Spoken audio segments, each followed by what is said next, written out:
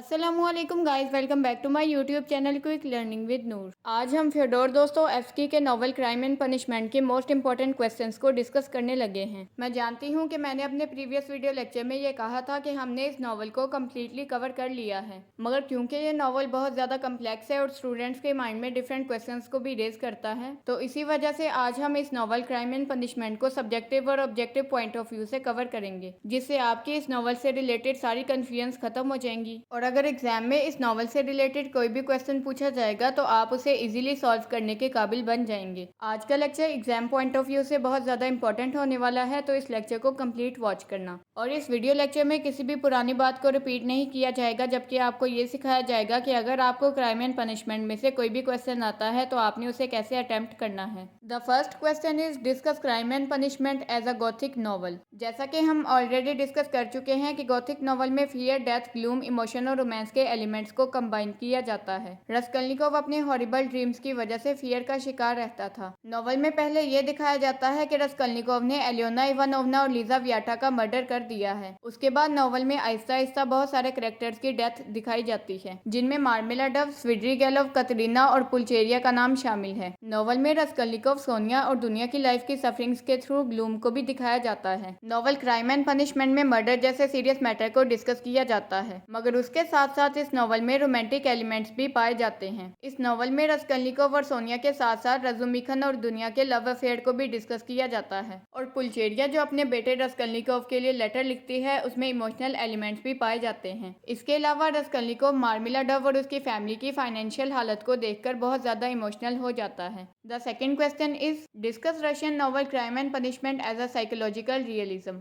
यानी कि इस क्वेश्चन में ये पूछा गया है कि नॉवल क्राइम एंड पनिशमेंट में साइकोलॉजिकल और रियलिस्टिक एलिमेंट्स को डिस्कस करें, जिसको हमने इस नॉवल के लास्ट पार्ट में डिस्कस किया था। रस्कलनिकोव सारे ह्यूमंस को टू मेजर कैटेगरीज, ऑर्डिनरी और एक्स्ट्रा ऑर्डिनरी में डिवाइड कर देता है। वो उबरमेंश थियरी पर बहुत ज्यादा यकीन रखता था, जिसकी वजह से उसने एलियोना इवानोवना और उसकी सिस्टर लीजा वियाटा का मर्डर कर दिया था। वो अपनी लैंडलेडी के गैरेट पर अकेला रहता था और लोगों से मिलना भी अवॉइड करता था, और इसके साथ साथ वो गुर्बत का भी शिकार था, और ये सारी बातें उसे साइकोलॉजिकली बहुत ज्यादा डिस्टर्ब करती थी। उसके माइंड के अंदर प्लेयर प्रिंसिपल प्रेजेंट नहीं था, जिसकी वजह से वो किसी भी सिचुएशन को अच्छे से टैकल नहीं कर पाता था। अपनी इसी मेंटल वीकनेस की वजह से उसे भूलने की बीमारी लग गई थी, और इसके अलावा उसे रात को सोते हुए डरावने ख्वाब भी आते थे। इस नॉवल क्राइम एंड पनिशमेंट में रशिया की हिस्ट्री और सेंट पीटर्सबर्ग के रियलिस्टिक इवेंट्स की डिपिक्शन की जाती है। साइको एनालिसिस और रियलिज्म के मटेरियल को कंबाइन करके आप इस क्वेश्चन को कवर कर सकते हैं। बहुत सारे लर्नर्स के माइंड में क्वेश्चन रेस हो रहा होगा कि नॉवल क्राइम एंड पनिशमेंट एक गॉथिक नॉवल है या साइकोलॉजिकल रियलिज्म है। तो इस क्वेश्चन का आंसर ये है कि इस नॉवल में गॉथिक एलिमेंट्स और साइकोलॉजिकल रियलिज्म दोनों प्रेजेंट हैं। तो आप इस नॉवल को इन दोनों कैटेगरीज में डिस्कस कर सकते हैं। Now the third question is discuss the major themes of Russian novel crime and punishment.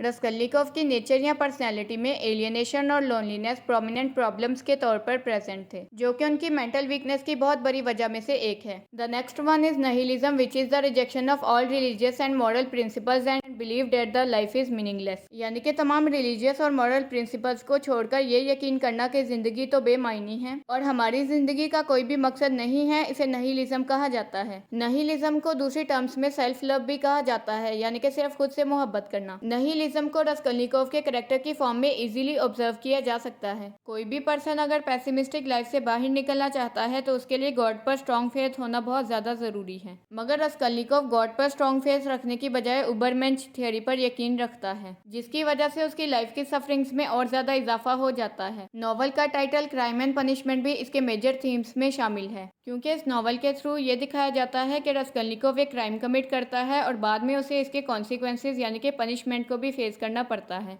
Money and poverty में एलियोना इवानोवना को एक रिच लेडी दिखाया गया है, जबकि रस्कलनिकोव एक पुअर फैमिली से बिलोंग करता है। और अगर मनी और पॉवर्टी के क्लैश को डिस्कस किया जाए तो स्विड्रीगेलोव एक अमीर आदमी था, जबकि दुनिया रस्कलनिकोव की तरह एक गरीब लड़की थी। रस्कलनिकोव की लाइफ से पुअर्स की सफरिंग्स का अंदाजा भी लगाया जा सकता है। रस्कलनिकोव साइकोलॉजिकल डिस्टर्बेंस और मैडनेस का शिकार था। इसके अलावा नॉवल में वो अल्कोहल भी कंज्यूम करता है, जो कि उसकी पर्सनैलिटी को वीक करने में मेजर रोल प्ले करती है। ह्यूमंस को ऑर्डिनरी और एक्स्ट्रा ऑर्डिनरी में में डिवाइड करते हुए वह उबरमेंश थियरी यानी कि सुपर पावर और सुपर एबिलिटीज पर यकीन रखता है। और जैसा कि अभी हमने प्रीवियस क्वेश्चन में ये डिस्कस किया था कि इस नॉवल में लव अफेयर्स की फॉर्म में कुछ रोमांटिक एलिमेंट्स भी पाए जाते हैं। इस नॉवल में स्वीड्री गैलोव के कैरेक्टर के थ्रू फिजिकल प्लेयर के लिए ऑब्सेशन दिखाई जाती है, क्योंकि पहले वो दुनिया को एक्सप्लॉइट करता है और जब दुनिया उसके हाथ नहीं लगती तो वह सोनिया को फॉलो करना शुरू कर देता है। और मार्मिला डफ के कैरेक्टर को हर बार वाइन शॉप पर दिखाया जाता है, क्योंकि वो अल्कोहल कंजम्पशन का बहुत ज्यादा एडिक्टेड था और इसी वजह से उसकी जॉब भी चली जाती है। The fourth question is discuss the symbols in Russian novel crime and punishment, जिसको हम इस नॉवल की समरी वाले वीडियो लेक्चर में डिटेल से डिस्कस कर चुके हैं। फ्योडोर दोस्तोयेव्स्की का लिखा गया नॉवल क्राइम एंड पनिशमेंट का टाइटल भी सिंबॉलिक सिग्निफिकेंस रखता है। इस नॉवल में रस्कलनिकोव, मार्मिला डफ, सोनिया और स्वीड्री गैलोव के कैरेक्टर को भी सिंबल्स के तौर पर यूज किया गया है।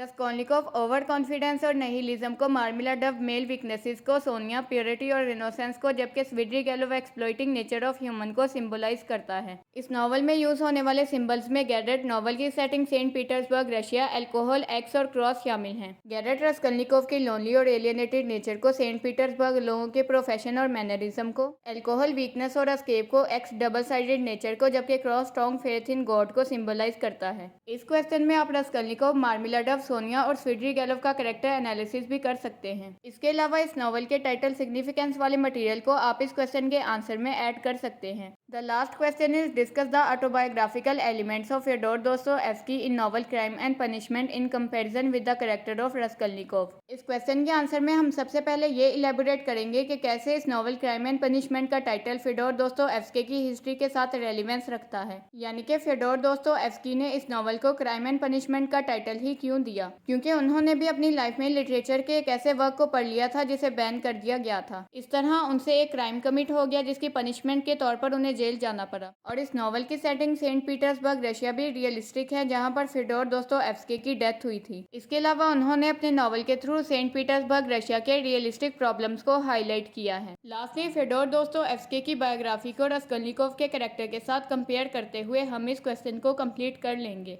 So that's all for today's lecture. Thank you so much for watching this lecture. अगर वीडियो आपके लिए इन्फॉर्मेटिव थी तो वीडियो को लाइक शेयर करके एक अच्छा सा कमेंट भी कर दें। अगर आपने अभी तक चैनल को सब्सक्राइब नहीं किया तो इसी तरह की इन्फॉर्मेटिव वीडियो लेक्चर्स के लिए चैनल को सब्सक्राइब करके बेल आइकन को प्रेस कर दें। एक्स्ट्रा इन्फॉर्मेशन के लिए आप मेरी फेसबुक आईडी को भी फॉलो कर सकते हैं। न्यू टॉपिक्स की सजेशन भी आप नीचे कमेंट सेक्शन या कम्युनिटी टैब में दे सकते हैं। तो अपना बहुत ज़्यादा ख्याल रखिएगा, मुझे अपनी दुआओं में याद रखिएगा। इंशाल्लाह we will meet in the upcoming video lecture. Take great care of yourself and your family. अल्लाह ताला आप सबका हामी नासिर हो। अल्लाह हाफिज़।